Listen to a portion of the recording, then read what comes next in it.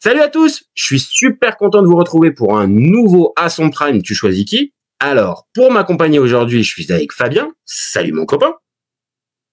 Salut Jazaï, comment tu vas? Eh ben écoute, très bien. Un nouveau À son Prime, tu choisis qui? Écoute, moi ça me met en joie. Je sais pas si toi t'es plutôt chaud pour aller défendre Wesley Sneijder, mais moi, pour Mesut Özil, il y a une grosse motivation. Moi, j'ai toujours tendance à défendre les gars qui perdent leurs cheveux. Donc, grosse force à Schneider. Ça, j'aime bien. C'est une belle entrée en matière. Ok. Bon. Alors, au-delà du côté capillaire, bon, il y a une certaine affection pour le joueur ou c'est vraiment juste pour le défendre? Ah non, vraiment, il y a quand même de l'intérêt pour un super numéro 10 de poche, là, qui sait un peu tout faire quand même, hein, mine de rien. Donc, qui a eu un super prime avec l'Inter, on en parlera, mais c'est quand même un sacré bonhomme. Hein. Ah ouais, c'est quand même un sacré bonhomme. Et je pense que là, les deux, on a deux sacrées manières de ballon. On a deux gars qui sont, on va dire, un peu des joueurs frissons. Ouais, je pense qu'il y a moyen véritablement de faire un vrai joli débat. Et sur le papier comme ça, pour moi, c'est vachement équilibré entre les deux parce que il y en a un qui peut avoir des avantages et l'autre qui peut aller le retirer de l'autre côté. Donc, pour moi, il y a vraiment avant de faire quand tu prends en compte toutes les lignes de stats, c'est quand même très discutable. Après, parfois, c'est même une question de perspective, quoi. Enfin, moi, je le vois comme meilleur. Toi, tu vois, c'est ce qui fait tout l'intérêt d'en discuter, quoi. C'est exactement ça. Donc, écoute, je pense que là, on a bien présenté le truc. Pour ceux qui nous suivent, vous avez l'habitude de on va dire, du déroulé. Première partie, les stats. Deuxième partie, sensibilité foot. Sur la première partie, les stats, équipe nationale, club, Coupe du Monde, Ligue des Champions, toutes les stats importantes. Et dans la deuxième partie, la sensibilité, comme je viens de le dire, où on s'intéresse au charisme du joueur, à l'importance dans l'équipe, la régularité, la durée du prime et le fait majeur. Et à l'arrivée, on donne des petits points pour chaque catégorie. Et à l'arrivée, il y en aura un qui terminera le grand vainqueur de ce À son Prime. Tu choisis qui? On est OK, mon copain? C'est parti. Allez, alors je te propose de commencer avec les stats en club. Alors, je commence avec les miennes. Et puis, dans la foulée, tu me donnes les tiennes.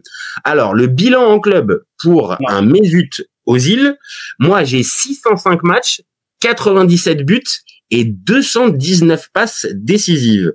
Pour toi, ça donne quoi pour l'ami Wesley Sneijder en club? On est assez proche, on est à 577 matchs, 154 buts et 46 passes décisives. Ok. Ah ouais, hein. Ok. Alors déjà, moi, il y a un premier truc, au-delà du pas mal, t'as raison, mais ça, je pense que le pas mal, on va le dire quand même pas mal de fois pendant le débat. Mais au-delà de ça, moi, ce que je vois surtout, c'est qu'il y en a un qui me paraît plus passeur et l'autre plus buteur. 154 pour Sneijder et 219 passes décisives pour Özil sur un nombre de matchs quasi similaire. Ouais, comme je viens de dire, il y en a un qui est plus buteur, Sneijder, et l'autre qui est plus passeur, Özil. C'est ça, globalement, si tu veux synthétiser ça, t'as Özil qui est plutôt métronomique à la passe, avec un pic en première ligue en 2015-2016 où il était plutôt bon, et Sneijder qui pèse davantage devant le but, qui est un tueur, quoi, et qui a laissé plus d'empreintes en sélection, en LDC d'ailleurs, sur des faits d'armes, on en reviendra, parce qu'il a été très présent et décisif dans vraiment des gros matchs, Sneijder. Puis c'est le gars qui sur le coup franc, qui vient dans la surface, qui frappe de partout. Ah, c'est un super joueur. Il a beaucoup de, on va dire, beaucoup de cordes à son arc, pour reprendre le fameux philosophe. Mais il a aussi pour lui, on va dire, ce côté peut-être plus décisif. Alors, reste à savoir. On peut peut-être nuancer. Qu'est-ce qui est plus décisif, le but ou la passe? Ça, c'est peut-être après une question un peu plus philosophique. Mais on va dire dans la fiche de stats, comme on vient de voir, en club, en tout cas, moi, je vois qu'il y en a un qui est peut-être plus décisif, Sneijder, mais l'autre est aussi essentiel. Donc, spontanément, quand je vois ça, moi, c'est ma manière de voir. Pour moi, je les mets à égalité. J'arrive pas à en déterminer un qui a un meilleur bilan en club. Maintenant, dis-moi toi. Peut-être que pour toi, ça t'a plus Sneijder. Concrètement, rien que sur ça, je me dis, ils sont tellement complémentaires que c'est complètement fou de ne pas les avoir associés quelque part. Ah ouais. Mine de rien, quand on dit que Ozil a combien déjà 219 passes décisives, ça veut dire que 219 de ses passes ont apporté un but. Non mais c'est un gars qui marque autant de buts et l'autre qui en passe autant. Enfin, j'aurais bien aimé les voir ensemble, vraiment. J'aurais bien aimé aussi. Et pareil, on va le redire peut-être plusieurs fois. Pour ceux qui n'ont pas forcément toutes les rêves de Ozil et Sneijder, allez vite regarder des skills, des highlights, des compiles, parce que vraiment, ces deux joueurs, quand on parle de joueurs frissons, oui, c'est vraiment deux joueurs frissons. Alors, dans deux styles différents, comme on vient de dire, avec un plus buteur, l'autre plus passeur, mais vraiment des joueurs qui sont capables de faire lever les spectateurs de leur chaise, c'est vraiment le cas. Donc, c'est pour ça que spontanément, là, quand on regarde les stats comme ça, pour moi, je peux pas en mettre un plus que l'autre. Alors, pareil, hein, comme je t'ai dit, si toi vraiment t'insistes dessus, écoute, on voit ça. Mais pour moi, je partirais plus sur une égalité. Là, le bilan en club, pour moi, c'est égalité. Ouais, je suis assez d'accord. C'est d'accord. Bon, écoute. Je suis d'accord, c'est trop difficile de départager sur ce point-là parce qu'ils sont tous les deux décisifs en fait, en vrai. Tu vois, comme tu le dis, qu'est-ce qui compte le plus, la passe ou le but? Mais quand tu fais marquer 219 fois grâce à une passe lumineuse, quasiment un but, quoi. C'est ça. C'est-à-dire que oui, ok, il y en a un qui marque le but, donc on va dire dans l'inconscient collectif, on retiendra toujours, c'est l'histoire, mais on retiendra plus le buteur.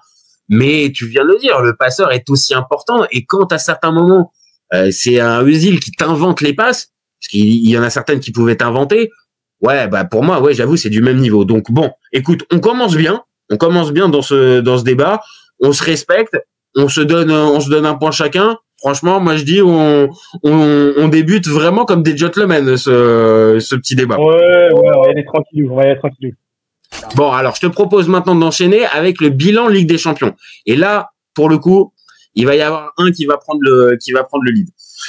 Bilan Ligue des Champions. Moi, de mon côté, ça donne 69 matchs, 11 buts et 26 passes décisives. Toi, de ton côté, ça donne quoi pour l'ami Sneijder? On est à 76 matchs, 12 buts et 20 passes décisives. Ok. Alors, est-ce que là aussi, on est sur on va dire un paradoxe au niveau des stats? Là, moins, je trouve. On est moins sur un truc ciblé que sur le bilan en club où on voyait bien buteur, passeur. Là, pour moi, c'est un peu plus diffus entre les deux. Je sais pas, moi j'ai plutôt l'impression que c'est un vrai copier-coller quelque part. 76 matchs Sneijder. Vas-y. Comment? Non, pardon. 76 matchs pour Sneijder, 69 pour Ozil, 11 buts pour Ozil, 12 pour Sneijder, 20 passes décisives pour Sneijder et 26 pour Ozil. Donc là, on peut se rendre compte clairement dans l'univers des bénis des dieux de la Ligue des Champions, ils ont un niveau assez ISO, ils sont quand même très forts. Donc si on prend comme référentiel du coup le très haut niveau, on a deux joueurs avec un profil très similaire au final. Parce que le championnat, il y a les aléas du championnat, du coup, tu peux avoir des adversaires un peu plus faibles. Enfin, c'est plein de choses. Après, moi, j'ai envie de te dire. La Ligue des Champions, il n'y a pas de petit club. Alors, sur la Ligue des Champions, on a ça. On a ce bilan stat qu'on remonte. Donc, voilà, 76 matchs, 69 pour Özil, 12 buts, 11 buts, 20 passes, 26 passes. Donc, on est là encore une fois sur quelque chose de similaire. On pourrait faire la même chose que ce qu'on a fait tout à l'heure, c'est-à-dire bon bah ok, il y en a pas un qui prend le lead. Mais c'est ma sensibilité. Tu me dis ce que t'en penses, mon copain. Moi, dans un débat comme ça, j'ai aussi en tête ce qu'a fait le gars en Ligue des Champions. Et dans ce qu'a fait, dans les deux, ce qu'on fait en Ligue des Champions, et pourtant, je défends Mesut Özil, mais si je dois être très honnête, Wesley Sneijder m'a plus marqué en Ligue des Champions que Mesut Özil. C'est ma sensibilité. Et pourtant, encore une fois, je défends Mesut Özil. Mais spontanément, Sneijder, son triplé en 2010 avec l'Inter, avec le fait en plus de le remporter, c'est pas que je veux te faire une passe décisive, mon copain. Je veux défendre Mesut Özil. Mais là, pour le coup, on peut pas passer ça sous silence et juste dire ils ont quasiment le même bilan stat. Non, il y en a un quand même qui a été majeur dans la victoire de la Ligue des Champions 2010. Donc pour moi, Sneijder, il doit mériter d'une courte tête le point. Ouais, mais c'est ça, c'est ce que j'allais te dire, c'est que les volumes sont proches. Mais Sneijder prend le trophée en 2010 pour ça, avec le triplé. Donc le point de vue de ma fenêtre, le point irait à Sneijder.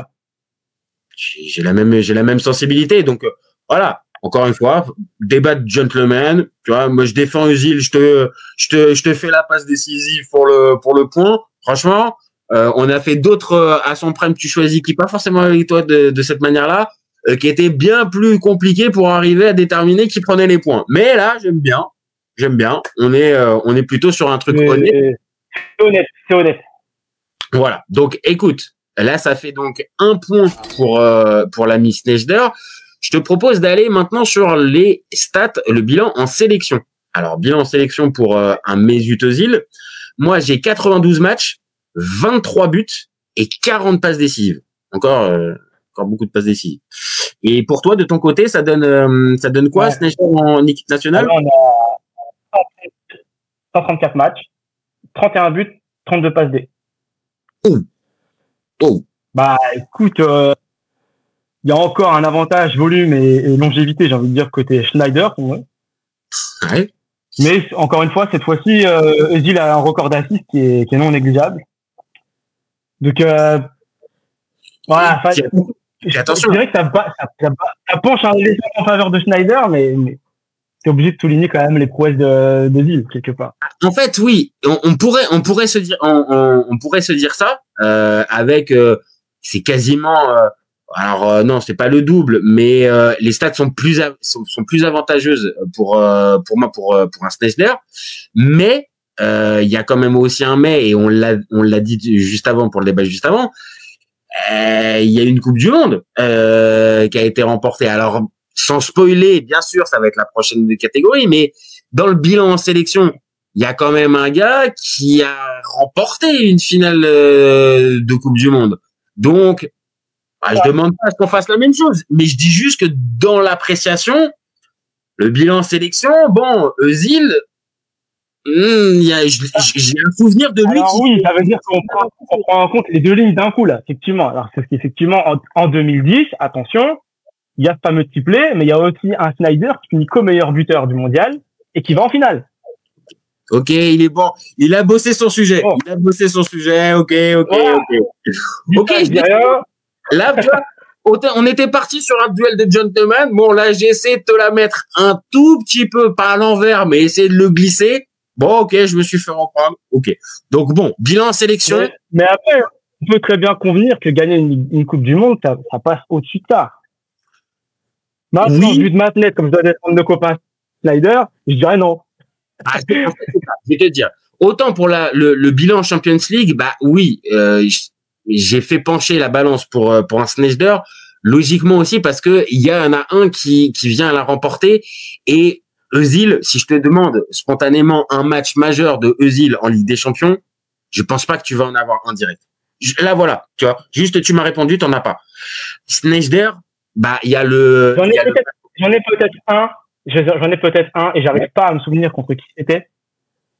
Tu sais, c'est ce match où c'est ce fameux petit sombrero où il fait tomber la défenseur là.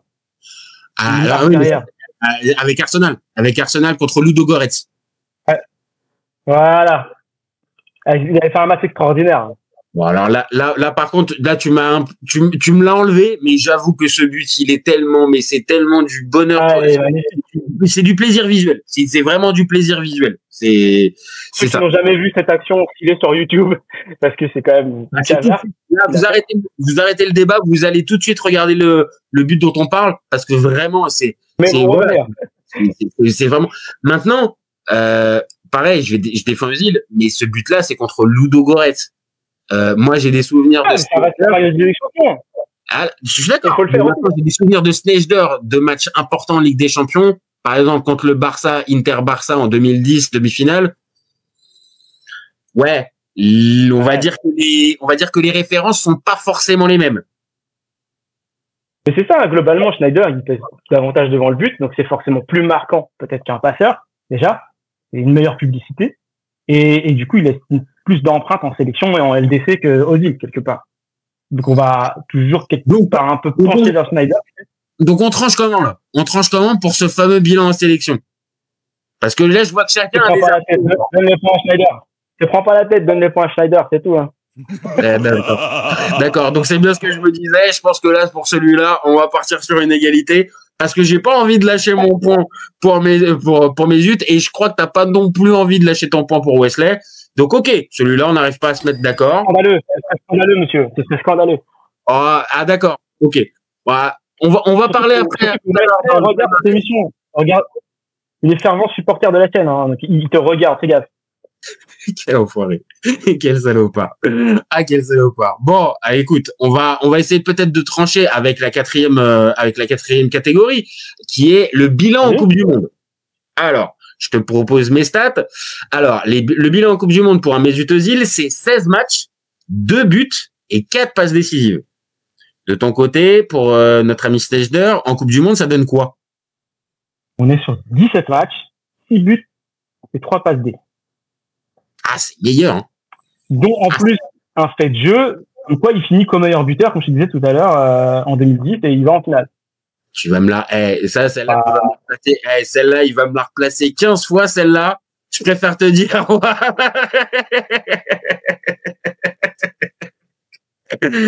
Non, parce qu'attention, faudrait pas non plus trop m'avoir. Il y a une rubrique palmarès et palmarès individuel et collectif. Donc tu vas déjà pouvoir récupérer peut-être quelque chose à ce niveau-là. Mais là, pour être très factuel, on est obligé là, pour le coup, de compter ce qui a été gagné comme trophée. Moi, je vois quand même que en Coupe du Monde, il y en a un qui a été jusqu'au bout. Maintenant, là, je suis très honnête. Mesut Özil en 2014, c'est loin d'être le meilleur joueur de l'Allemagne qui remporte la Coupe du Monde. C'est vraiment pas lui le meilleur. Je pense d'abord à un Klose, par exemple. Je pense à un Lahm. Je pense à un Thomas Müller. Un Khedira, un Kroos. Et pour moi, Özil arrive bien après. Özil, pour moi, la Coupe du Monde, c'est plus à la limite 2010, où il est bien meilleur, où il arrive à vraiment faire des différences. Mais 2014, certes, il la remporte, donc je veux pas cracher dessus, parce que ça peut me porter des points. Mais de l'autre, on va être honnête, 2014, pour moi, c'est pas sa meilleure Coupe du Monde. Donc, c'est difficile, pareil, de le faire basculer là-dessus, sachant que sa Coupe du Monde, c'est pas la plus aboutie. Et si je suis très honnête, Sneijder en Coupe du Monde, c'est quand même fort. 2010 et 2014, c'est très fort quand même. C'est vrai. Mais comme on le disait, tu vois, en plus, le débat, il porte sur le prime. Donc, l'empreinte en 2018 de Schneider, elle pèse plus que la place d'Ozil dans l'édifice de 2014 dont tu parles. Où d'ailleurs, à l'époque, en Allemagne, il y avait potentiellement plusieurs MVP autour de lui, tu vois. C'est vrai. Peut-être que ça l'a fait peut-être aussi un peu moins sur du lot. Donc, ça fait partie un petit peu des éléments à prendre en compte pour évaluer qui on choisit à son prime, du coup, quelque part. Là, on va dire, là où ça va dans ton sens, c'est que le prime, on s'attardera dessus tout à l'heure, mais le prime de Sneijder correspond à peu près à on va dire clairement à son meilleur parcours en Coupe du Monde, qui est une finale. Derrière, il est là 4 ans après, en 2014 aussi, certes un peu moins fort, mais il reste quand même performant, et les Pays-Bas vont jusqu'à la 3e place, en tapant d'ailleurs le Brésil en match pour la 3e place. Donc, il est plus marquant, tu vois, que Özil en Coupe du Monde. Par contre, on peut pas enlever le fait qu'il y en ait un qui la remporte et l'autre qui la remporte pas quand même. Même s'il y en a un qui est peut-être plus majeur, qui est peut-être plus à son apogée pendant cette Coupe du Monde, on peut pas non plus passer sous silence. Donc là, c'est pas que je veux pas donner le point, mais pour moi, c'est difficile de donner le point à un gars qui a pas remporté la Coupe du Monde de la part d'un gars qui l'a remporté. Ok, je te l'accorde. Mais que pour cette fois-ci. Ok, yes, ouais. Je suis content de moi, j'ai réussi à sauver ça. Bon, alors, maintenant, on va arriver à la dernière stat, qui est le bilan en professionnel. Alors, bilan professionnel chez moi pour Mesut Özil, ça donne 697 matchs, 120 buts et 259 passes décisives. Toi, de ton côté, pour Sneijder, ça nous donne quoi? On est sur 711 matchs, 185 buts et 178 passes D. Pas mal. Franchement, les stats pour les deux, ils sont gentils, mais alors franchement, pour arriver à départager tout ça, franchement compliqué. Hein. Ah. Ouais, là, j'avouerais que c'est quand même très très proche. Encore une fois, je pense que la seule chose qui peut les départager, c'est le fait que Sneijder pêche davantage plus devant le but et que le fait de marquer, ça reste toujours plus marquant dans les esprits de tout un chacun, quoi. Puis après, si tu regardes après à palmarès comparé, on va y arriver. Il n'a jamais gagné de Ligue des Champions. Attends. Nous spoil pas tout. T'inquiète pas, on va y arriver. Ouais, on va y arriver. Là, restons juste bilan factuel statistique. Juste vraiment bilan statistique. Franchement, je veux vraiment pas faire mon cher, mais pour moi, je vois pas de, comme on vient de le dire depuis tout à l'heure, il y en a un qui est plus passeur, l'autre qui est plus buteur. Est-ce qu'on récompense plus le buteur que le passeur? Compliqué. C'est pas ce qu'on a fait depuis le début de ce débat. Et il y en a pas un, même à la limite, tu vois, où tu peux te dire, vraiment, il est vraiment plus passeur que l'autre buteur.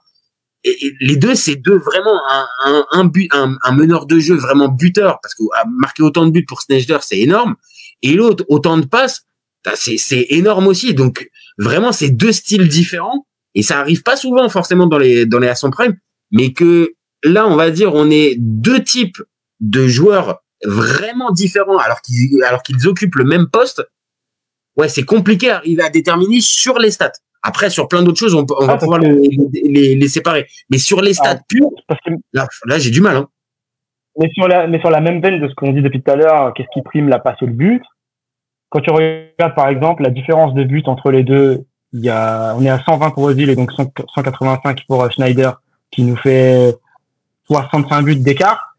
Et en passe D, on est à environ 250 pour l'Allemand et 180 pour le Néerlandais, ça nous fait environ 70 d'écart. Donc sachant qu'une passe D vaut quasiment un but, à 10 près, on a quasiment les mêmes stats de caractère décisif du joueur, tu vois. Donc c'est très proche, quoi. C'est compliqué. Donc comment tu fais? C'est un match nul, il y a pas. Ouais, c'est ça. Je pense que sur les stats, alors au final, c'est toi qui gagneras c'est Sneijder qui gagnera les stats, puisque bilan Ligue des Champions, il est quand même meilleur. Et là, pour le coup, pas pareil de 50 lignes, mais pour moi, il est meilleur. Mais sinon, sur le reste, bilan en club, bilan en sélection, bilan en Coupe du Monde, bilan chez les pros, franchement, c'est impossible d'arriver à les séparer. Donc on va faire la suite. Et là, pour le coup, avec la suite, on va avoir plus de billes pour arriver à les séparer. Mais voilà, ce qui ressort, c'est que sur les stats, on a deux gars, avec deux profils différents, deux régaleurs, mais qui affichent des stats, radicalement différentes pour les deux. Mais impossible d'arriver à les départager. Non, bon, moi, alors, c'est trop compliqué là. Alors, je vais te proposer en stats, on va faire les stats un peu. On va dire un peu secondaire, mais déjà rien que sur ça, on va pouvoir normalement arriver à les déterminer. Alors, on va regarder, donc c'est en bas, voilà. Attends, je reprends les stats. Hop, voilà. Donc pour Mesut Özil, on va faire les cartons jaunes. Carton jaune, carton rouge. Moi, j'ai 43 cartons jaunes et 3 cartons rouges pour un Mesut Özil dans sa carrière. Toi, ça donne quoi pour Wesley Sneijder en termes de stats de carton? on est sur un joueur un peu plus teigneux, là, tu vois. Ah, on est sur un joueur. Ça vaut des points, ça je sais pas. On est sur 99 cartons jaunes. Ah ouais. Et 4 cartons rouges. Ah ouais. Bon. Qui, mine de rien, quand tu regardes bien sur sa carrière, 711 matchs, ça fait un carton jaune tous les 7 matchs, presque. Ah ouais, quand même. Ça fait quand même. Ouais, il était quand même. T'as raison de préciser qu'il était quand même un petit peu nerveux, le bonhomme, Wesley. Alors, j'avais le souvenir qu'il avait du tempérament, mais pas autant quand même. En même temps, ça va peut-être aussi un peu avec le style du gars. Il était un peu, pas trapu, mais c'est pas un genre de grande taille. Numéro 10, bam, tu dois en prendre sacrément derrière les oreilles. Donc, il doit y avoir aussi beaucoup de cartons jaunes qui doivent être des retours de bâton. Tu vois, petite vengeance à droite à gauche. Mais quand même, 99 cartons rouges, jaunes, c'est beaucoup quand même. Ah ouais, quand même, hein. C'est, ah, désolé, hein. Bon, bah, écoute, là, pour le coup, c'est assez rapide pour arriver à déterminer. Bon, bah, il y en a un qui est un peu plus nerveux et qui a pris un peu plus de rouge. Bon, bah, écoute, désolé, hein, désolé, Wesley. Là, alors, c'est un demi-point. Là, c'est un demi-point, donc c'est pas non plus un gros avantage qui est pris. Ouais, parce que bon, tu compares 3 cartons rouges à 4 cartons rouges, avec moins de matchs, je crois, de mémoire. Ouais, un tout petit peu moins de matchs, bon. Un petit peu moins de matchs, mais bon, voilà, bien qu'à un moment donné, il faut qu'il y ait 2-3 trucs qui nous permettent de les séparer, parce que là, pour l'instant, compliqué d'arriver à les séparer. Ouais. On va avoir la longévité. La longévité, ça peut nous aider aussi pour les séparer. Donc moi, j'ai premier match officiel 29 juillet 2006 et dernier match officiel le 2 février 2023. Donc je suis pas très fort en mathématiques, mais quand même, j'arrive à calculer que ça fait 17 ans de professionnalisme. Toi de ton côté, pour notre ami Snejder, ça donne combien? Nous, on est du 7 février 2002 au 6 novembre 2018, qui nous fait 16 ans. Donc, c'est la même chose, hein. Encore une fois, petite longévité. Petite longévité pour Özil, et ça c'est pareil, c'est un demi-point. Bon, ça lui permet d'égaliser. Sur, on va dire, sur l'ensemble. Mais oui, malheureusement, pour une année, il faut bien qu'on arrive à trouver, comme je le dis, des petites catégories pour arriver à les séparer. Bon, voilà, ça sera le point pour l'ami Mesut Özil. Les pénaux. Alors ça, par contre, je pense que ça, les pénaux, ça doit être plutôt meilleur pour toi. Alors moi, je te donne les miens. Moi, j'ai 12 pénaux inscrits et 4 pénaux ratés pour Mesut Özil. Chez toi, ça donne quoi? Là, du côté de Schneider, on est quasiment moitié moins. Seulement 7 pénaux et 1 raté. Bah là, écoute, là on a notre réponse. Ça sera pour Wesley Sneijder. J'avoue, je me rappelle de lui, c'était quand même un bon tireur de coup franc, oui. Mais penalty, c'est vrai que malheureusement, il n'en a pas tiré beaucoup des pénaux. Parce que 8 pénaux sur 700.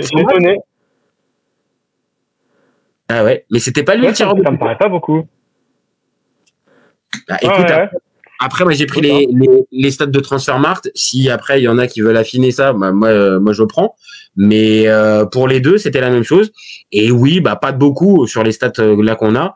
Mais pour le coup, c'est Sneijder qui reprend ce demi-point. Je te propose là maintenant la plus grosse victoire en carrière. Donc pour ma part, pour Mesut Özil, ça donne un 8-1 un Real Madrid Almeria en 2011.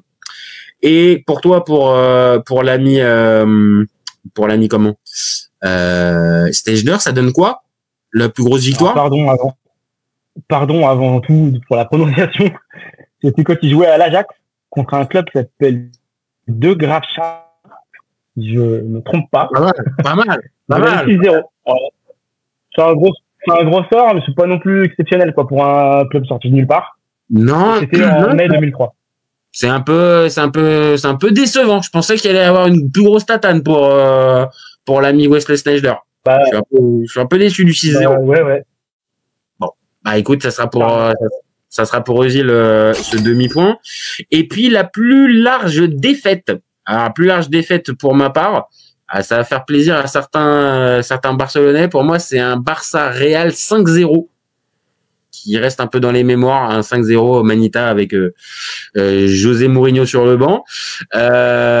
Et pour toi, pour l'ami Stejder, ça donne quoi en plus grosse défaite dans la carrière?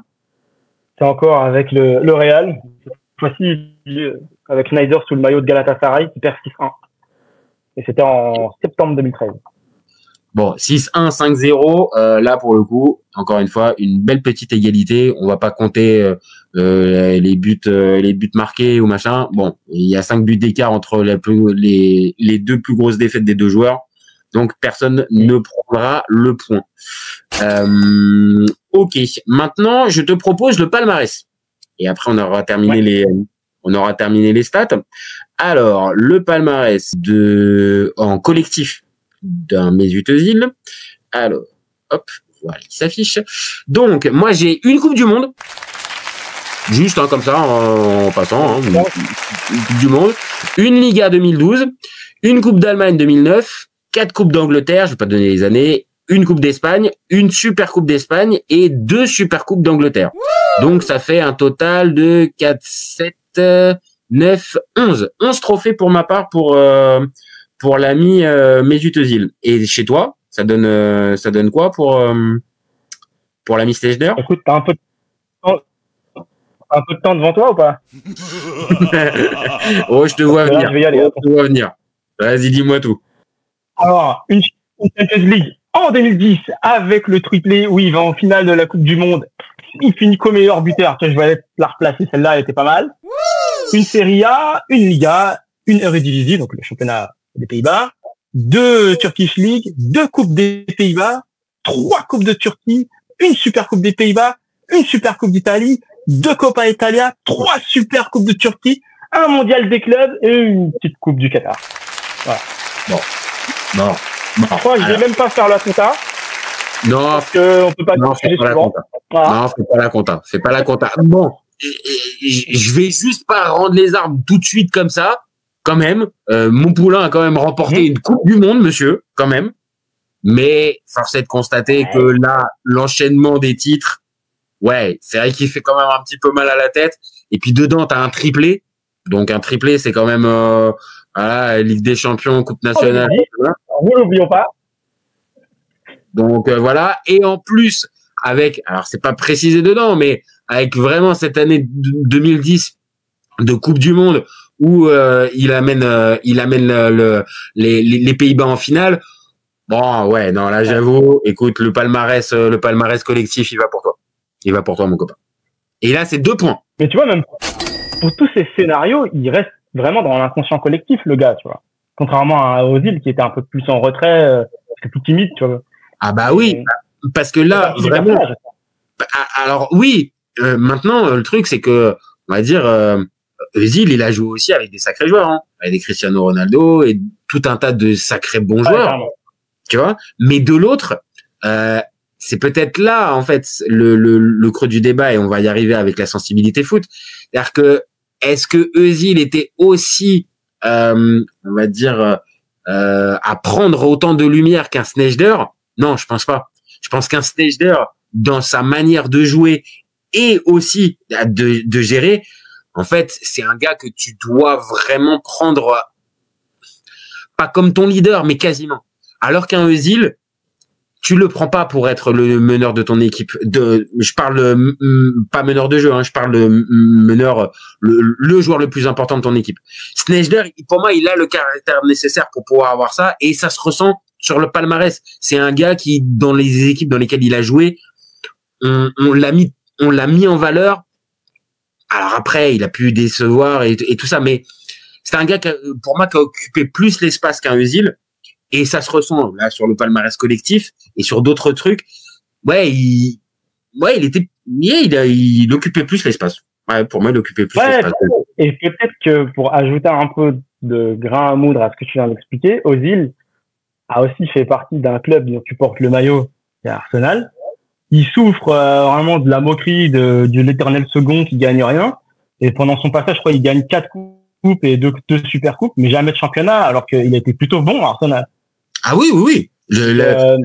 On va dire, enfin, sa période d'Arsenal, elle est entre deux. C'est-à-dire que il arrive, il y a beaucoup d'attentes et il déçoit un petit peu. Et puis 2016, il va allumer la lumière, il va faire une saison complètement dingue, où vraiment là, on va retrouver le joueur qu'on avait vu en 2010 ou au Real. Mais t'as raison, c'est-à-dire le choix du club. Est-ce qu'après le Real, tu pars à Arsenal? Je sais pas. C'est pas là où tu vas, comme on vient de dire, c'est pas là où tu vas grimper. Déjà, t'es au Real, c'est compliqué d'arriver à grimper quand tu pars du Real. Mais pour aller à Arsenal, et cet Arsenal-là, qui était pas en reconstruction, mais en fin de cycle avec Wenger et tout ça, ouais, compliqué. Vraiment compliqué pour lui. Ouais, c'était ambitieux, on va dire. Ah ouais, c'était sacrément ambitieux.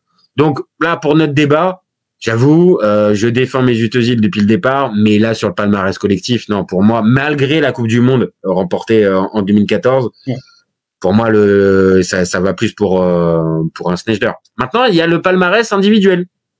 Et dans le palmarès individuel, moi, j'ai quand même des choses qui peuvent être aussi, on va dire, assez intéressantes. Alors, attends, je reprends ça. Bien évidemment, je les ai plus là sous les yeux. Ça arrive. Voilà. Donc, le palmarès individuel, pour un Özil, j'ai quand même, hop, décidément, il veut, voilà. J'ai meilleur passeur de Bundesliga, meilleur passeur de Coupe du Monde, meilleur passeur de Ligue Europa, meilleur passeur de Ligue des Champions, meilleur passeur de Liga en 2012, meilleur passeur de l'Euro 2012 et meilleur passeur de la Première Ligue 2016. Et si on ajoute à ça, il est 4 fois dans le classement du Ballon d'Or, mais jamais dans le top 10. 2010, 13e, 2011, 11e, 2012, 14e et 2013, 16e. Donc, moi, j'ai quand même un gars qui a été meilleur passeur dans toutes les compétitions qu'il a fait. Ouais, donc il était fidèle à son registre. C'est ça. On change pas. Toi, de ton côté, palmarès individuel, ça donne quoi pour l'ami Sneijder? Ah bah, par exemple, en 2010, le gars était meilleur buteur de la Coupe du Monde. la même année, il finit 4e au Ballon d'Or. Quelle année, c'est l'année 2010 quand même? Tu bouffes bien, tu bouffes bien. Meilleur 2010. Ah, elle est bonne, elle est bonne. Et en 2010, il finit même meilleur passeur de la Ligue des Champions. Ça, c'est beau. C'est pas mal. C'est pas mal. Et en 2017, il finit meilleur passeur de la Turkish League. Ça, c'est pas donné à tout le monde. Ça. Bon, voilà. L'année d'après, en 2011, il finit 12e au Ballon d'Or. Voilà. 2 nominations au Ballon d'Or et 4e et 12e. Voilà. 4e, c'est pas mal. 4e, c'est quand même pas mal. C'est pas mal. Et on est obligé de le préciser. 2010, il y a un monde où si c'est lui qui vient remporter le Ballon d'Or, c'est pas déconnant, hein, parce que c'est Messi cette année-là. C'est Messi qui le remporte. Oh, wow, ok. Mais sachant que Messi ne remporte ni la Ligue des Champions cette année-là, en 2010, on vient de le dire, c'est l'Inter, il ne remporte ni la Coupe du Monde, c'est l'Espagne qui la remporte. Donc c'est vrai que un Wesley Sneijder qui fait le triplé, comme tu l'as bien précisé, qui est meilleur buteur de la Coupe du Monde 2010 et qui, en vrai, il aurait pu mériter même ne serait-ce que juste être sur le podium. Pour moi, c'est podium minimum. Et si on va par là, s'il l'a, franchement, je trouve rien de déconnant à cela. Là où un Mesut Özil, jamais dedans. Un podium Ligue des Champions, ça vaut au moins 2-3 lignes du palmarès individuel de Özil, non? Ah, d'accord. Donc là, on est carrément dans la prestation, quoi. Carrément, on en est. Le gars n'a jamais passé la cape de la 10e place. J'ai envie de te dire, il y a un gars en 2010, il a fait une année incroyable, il l'a placé derrière Dieu du foot, quoi, tu vois. Juste derrière. Ce que Özil n'a pas fait. Je tiens juste à le préciser, au cas où c'est pas l'info encore. Non. On peut en parler si tu veux. Mais cette année 2010, elle est quand même extrêmement décisive pour occuper tous les points quand même. Non, là, franchement, au-delà du running game que tu me sors depuis tout à l'heure, franchement, c'est vrai, cette année-là, elle est majeure pour Sneijder parce que c'est sa meilleure année et que sur cette année-là, on va en parler peut-être tout à l'heure quand on va évaluer le prime, mais elle est forcément majeure parce que le gars, il a été bon dans toutes les compétitions qui étaient données cette année-là. Et une année de Coupe du Monde, Bah ouais, c'est pas un petit exploit en fait que de te retrouver à avoir surperformé, à avoir été meilleur buteur par-ci, à marquer des buts extraordinaires par là. Oui, maintenant, je veux bien moi faire une ode à Wesley Sneijder avec cette fameuse Coupe du Monde 2010, mais de l'autre, un gars qui est meilleur passeur en Bundesliga, en Liga, en Première Ligue, à l'Euro, en Coupe du Monde, en Ligue des Champions. Enfin, le gars, à chaque fois qu'il a été dans une compétition, il a fini un jour meilleur passeur de la compète. Donc ça, pour moi, ça peut pas être négligé. Ce qui est réellement plus important, le but ou la passe? C'est ça, c'est toujours la question philosophique. Mais on a un super bon fil rouge depuis le début de ce débat. Hein. Franchement, qu'est-ce qui est le plus important? Alors quoi? Là, si je comprends bien, c'est quoi? Ça veut dire il va y avoir égalité sur le palmarès, individuel? Tu vas pas vouloir me lâcher Là, franchement, je pense que la régularité d'Ozil sur son point fort en plus, c'est à saluer. Et il faut lui faire honneur. Surtout que mine de rien, il finit meilleur passeur encore une fois en 2010, meilleur passeur du championnat, de la Coupe du Monde et de la Ligue Europa. C'est quand même 2010, l'année du prime de notre copain Schneider. Bah après, c'est ça le problème. C'est que le souci, c'est que lui, il joue l'Europa League. Donc, il est pas dans la même compétition. Mais après, derrière, oui, dans son registre, il est sacrément fort. Et que meilleur passeur de 3 championnats. Tu vois ce que je veux dire? C'est fort. Bien sûr. Et il maintient son rang de maître de la passe en 2010 dans toutes les compétitions dans lesquelles il est impliqué. Il pouvait très bien tomber sur un autre boug là qui était en train de flamber et lui passer devant. Non. Donc on est bien d'accord que ça doit être mis en lumière. Et alors pareil, on en parlera plus tard dans la régularité, mais c'est vrai que 4 fois dans le classement du Ballon d'Or 2010, 2011, 2012, 2013, donc 4 ans de suite, ça veut dire quand même que le gars a occupé l'espace. Tu vois ce que je veux dire? Il a pas juste fait un shot ou à la limite 2 saisons. Là vraiment, il y a eu un truc en plus. Sur le registre de la passe, c'est sûr. Surtout que mine de rien, puisqu'en plus on a soulevé un sujet intéressant, c'est que tout à l'heure on blaguait sur Schneider, sur son titre, sur son classement Ballon d'Or 2010, Messi était du coup le gagnant. Ce qui veut dire que le gars, en 2010, il finit meilleur passeur dans un registre où Messi est excellent. C'est ça. C'est ça. Mais attends. Juste parce que je viens de te donner celle-là, tu dois me donner un demi-point. Juste pour ça. C'est ça. Non, mais regardez-moi ça. Non, mais je te dis, vraiment, on est sur des stratèges. On est au marché, en fait. On est au marché, on va troquer le point. Non. Là, moi, je veux bien aller dans ton sens parce que il y a un truc aussi, c'est-à-dire que tu parles, pour Messi et la comparaison Messi-Sneijder, Messi-Özil. Enfin, non, attends. C'était Messi-Sneijder que t'as fait comme comparaison ou Messi-Özil que t'as fait comme comparaison? Là, pour ce coup-là, c'est Messi-Özil. Ok. Et alors moi, je vais justement, c'est bien ça. En fil rouge l'année 2010, justement. Tu peux aussi, on va dire faire ce parallèle-là, c'est-à-dire que à cette époque-là aussi, Sneijder, il termine meilleur buteur d'une Coupe du Monde, là où Messi, pareil, c'est-à-dire que ok, peut-être qu'il est peut-être plus passeur et encore que, mais Messi à cette époque-là, il est redoutable. Hein. Un an après, il te fait des saisons à 82 buts, saison calendaire, enfin année calendaire. Donc on parle de 2 gars qui ont pu être performants dans des compétitions avec des top players et en tirant leur épingle du jeu, meilleur buteur, meilleur passeur. Ouais, franchement, c'est pas rien. Et vraiment pour terminer, on va dire pour faire une éloge de ton joueur, être un numéro 10 et marquer autant de buts, franchement, c'est respect. Vraiment, c'est respect parce que le numéro 10, ok, bien sûr, il a un rôle particulier, mais généralement, il marque pas autant. Normalement, le numéro 10. Et là, lui, le numéro 10, vraiment une grosse année en 2010, c'est un signe du destin, ça, tu vois. C'est écrit déjà sur son maillot, tu vois.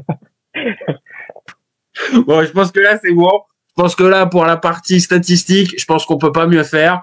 Alors, on a vraiment tout fait. On a vraiment été de A à Z. Donc là, on est bon. Palmarès statistique, on est bon. Ok. Bon. Donc, on vient de dire, les stats, on est bon. Maintenant, on va rentrer sur, on va dire, le creux du débat. C'est-à-dire ce qui nous intéresse un peu plus, la sensibilité foot. Donc, on va s'arrêter sur 5 points, comme on l'a dit au début de cette vidéo. Le charisme, l'importance du joueur dans l'équipe, la régularité, la durée du prime et le fait majeur. Si on te demande spontanément, allez, on va commencer par le charisme. Parle-moi un petit peu du charisme de Wesley Sneijder. Allez, fais-moi son éloge de son charisme. Je vais être direct. Sneijder, c'est killer instinct. Il a une aura dans les moments clés où il faut mettre KO l'adversaire. Voilà, on l'a vu décisif. Tout à l'heure, tu parlais du Barça, on parlait des matchs face au Bayern, mon Coupe du Monde. C'est le joueur qu'il faut au bon moment, quoi. Ozil, à côté, c'est l'élégance, c'est la vision du jeu, mais c'est un profil un peu plus introverti.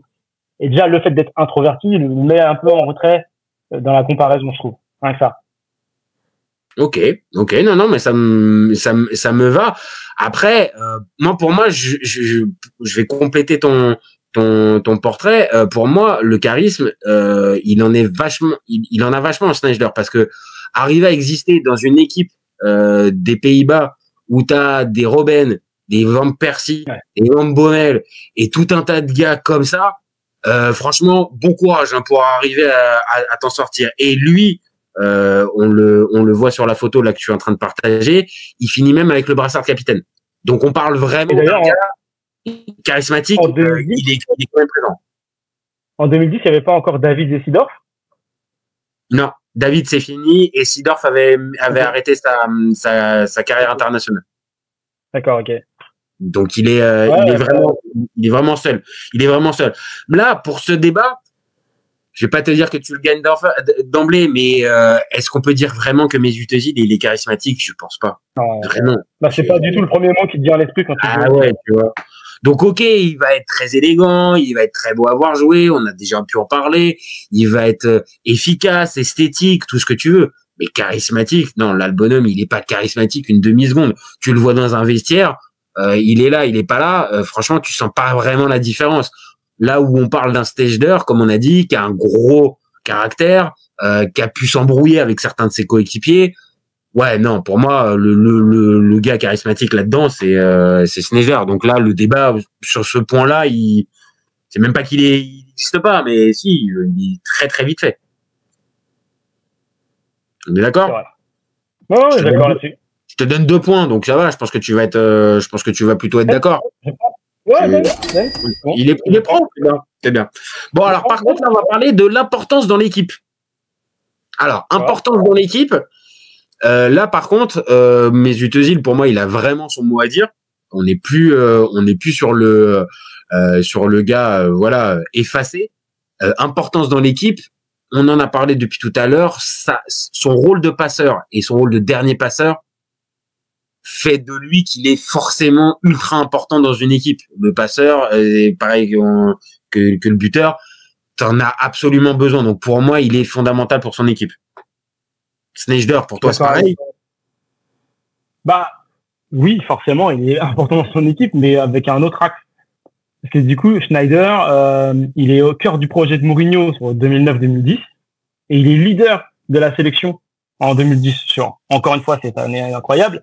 En plus, c'est augmenté par rapport à ce qu'il disait tout à l'heure, le fait d'exister réellement entouré de tous ces monstres néerlandais.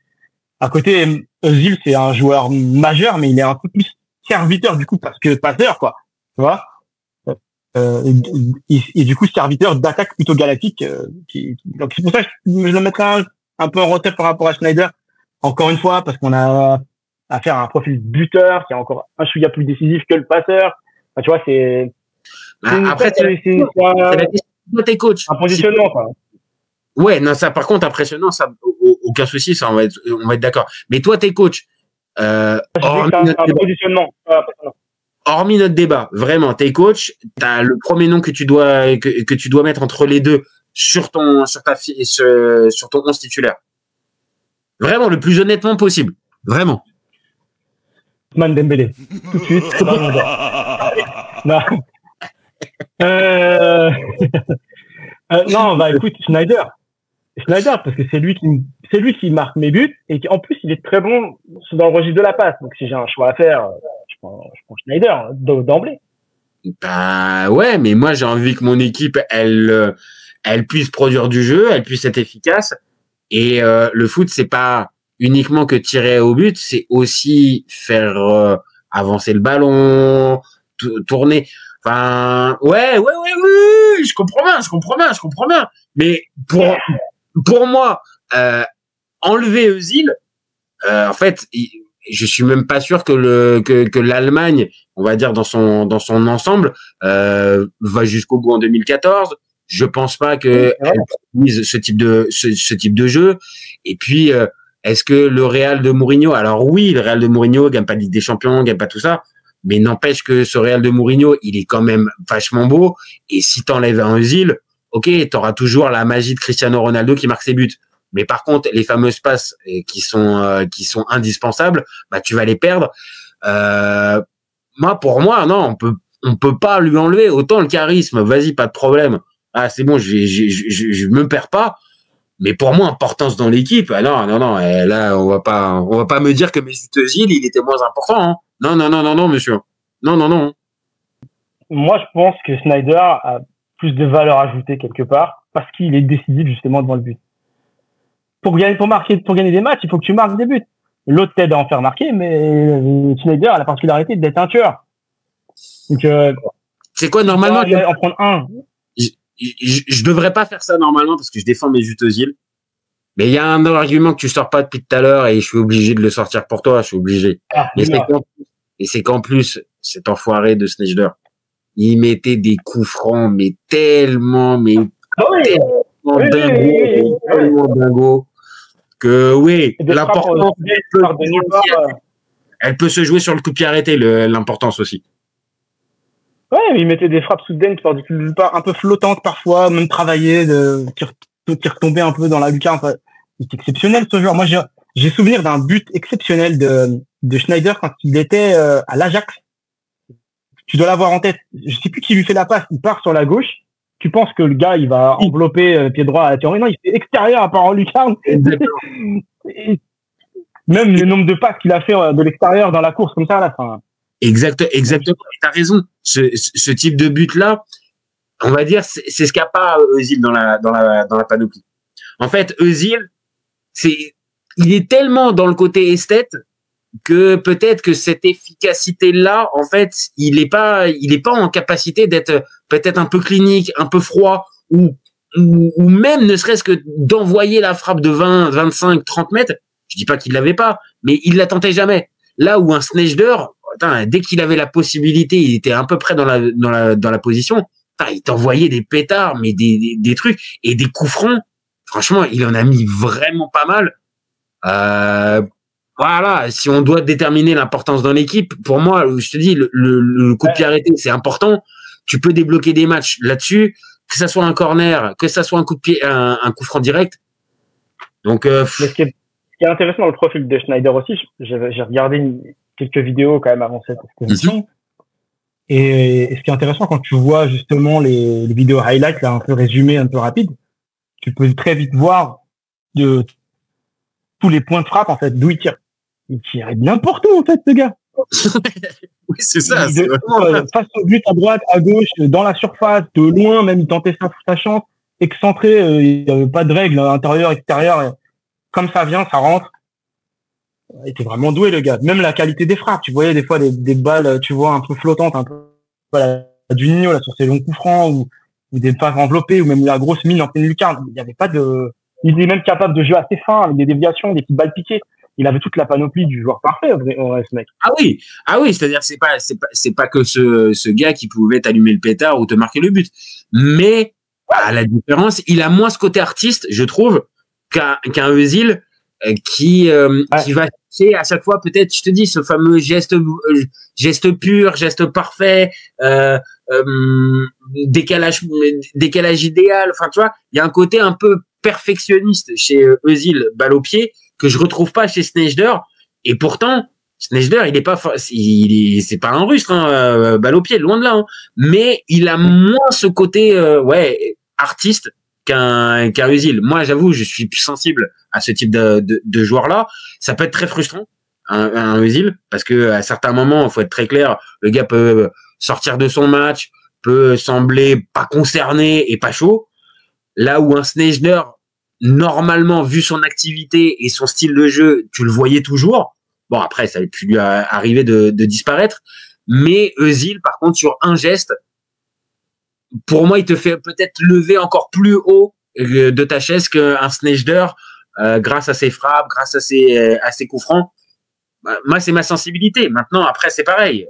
La sensibilité, on en a tous une différente et la sensibilité foot est différente.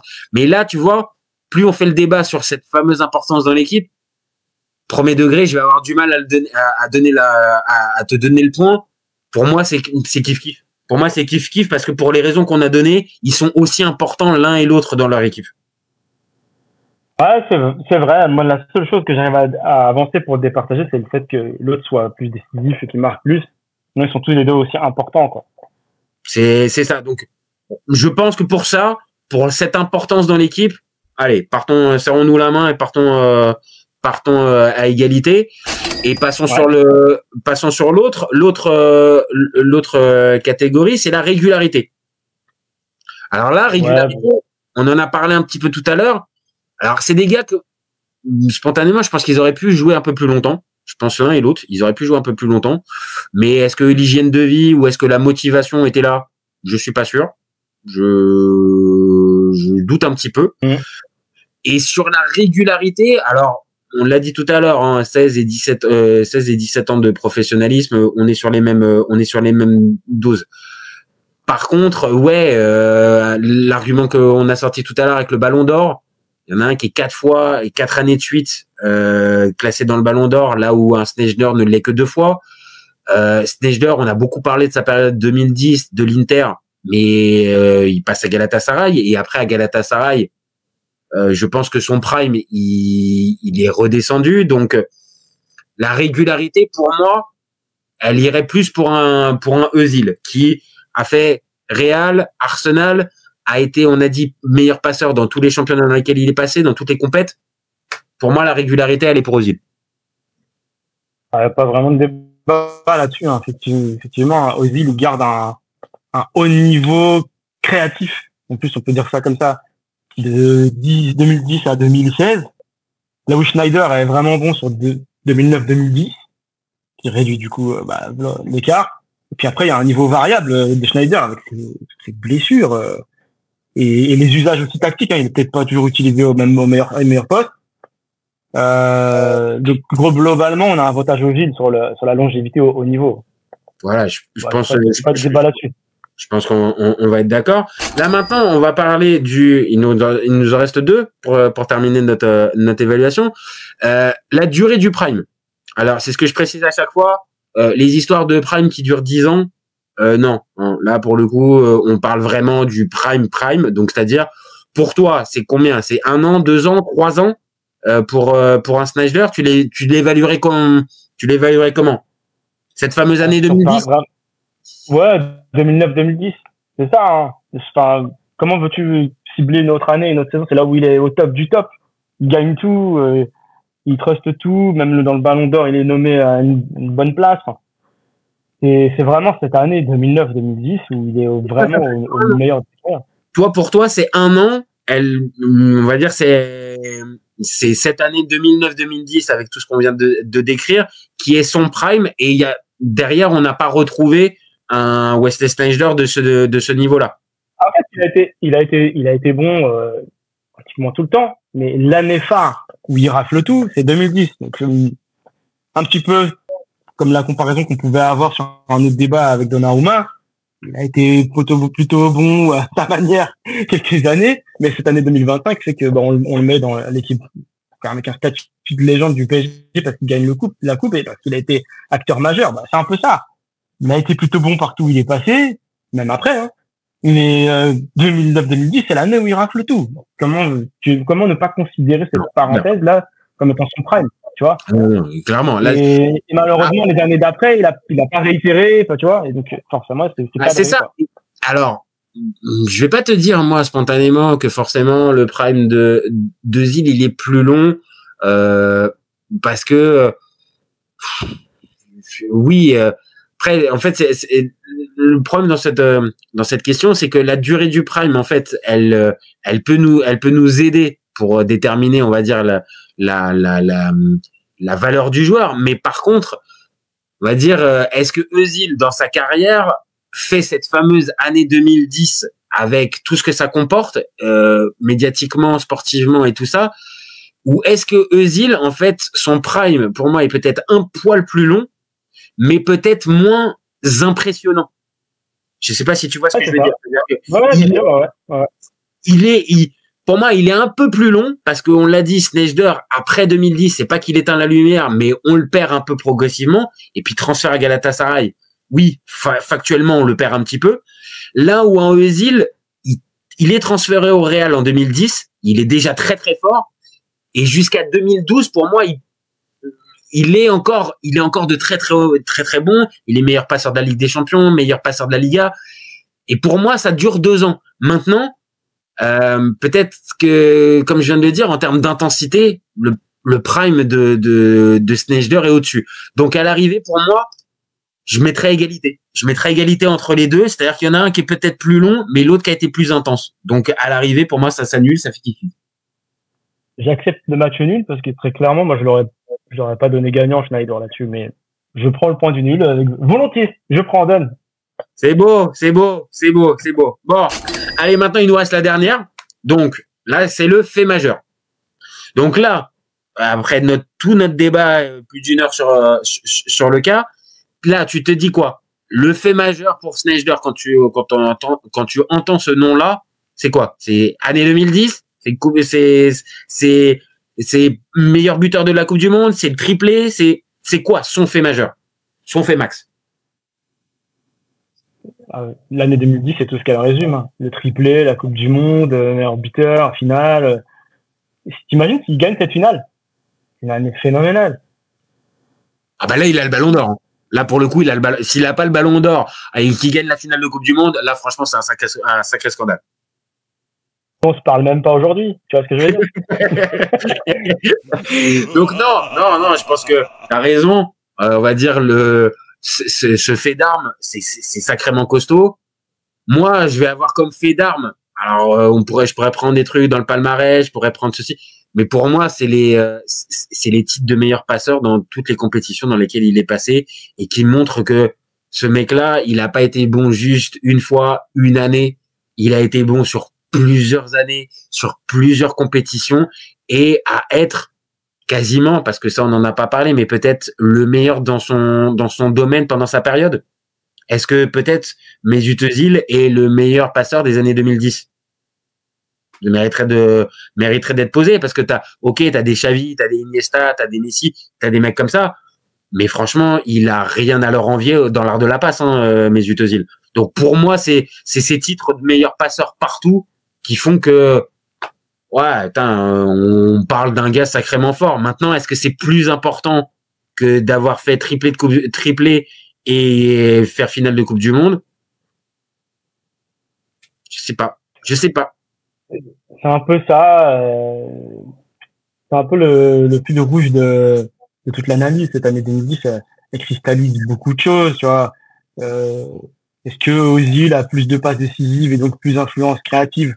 Alors oui, sur la durée, mais à son pic, Sneijder, il marque et il décide du chaos et en plus il empile les titres. C'est ça qui est intéressant. Là, il a su être décisif face à Barça, Bayern. Il a porté la sélection. C'était une année phénoménale en fait quand tu regardes bien. Surtout qu'en plus en 2010, souvent on a coutume de dire que cette Ligue des Champions était quand même assez défensive.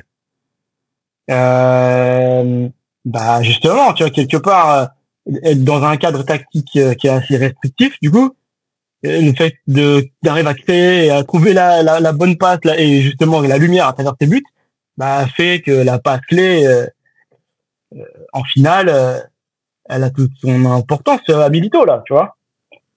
Okay. C'est lui qui fait la passe décisive à Milito en finale de la Ligue des Champions. Ok, non, mais de toute façon, tu voudras pas lâcher le steak. Là, je l'ai bien compris. Là, j'ai bien compris le fait majeur. Là, j'ai entendu. Pourquoi ça? J'ai entendu. Bon, écoute, vu que moi non plus, sur le fait majeur, je veux pas lâcher non plus. Écoute, on n'arrive pas à s'entendre. On va rester à égalité. Alors, le seul souci, c'est que dans cette petite vidéo, c'est bien génial.